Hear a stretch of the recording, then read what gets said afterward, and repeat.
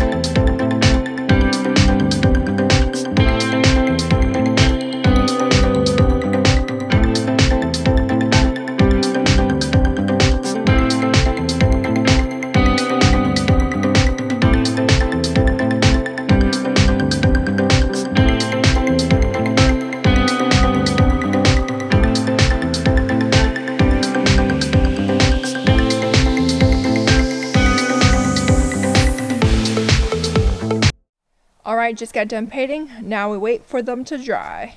Alright, and this is the final product. Of course, I put a little basket here for my son's diaper items so I don't have to go all the way into his room.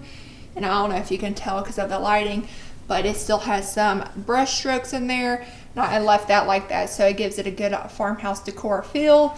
So it can like show that rustic look. So that's what it looks like. Alright, this is the final product. Of course, I'm probably going to put some baskets in there, some cute decoration. And I don't know if you can tell, I sort of have it bleeding through just so that farmhouse decor feels to give it that rustic look.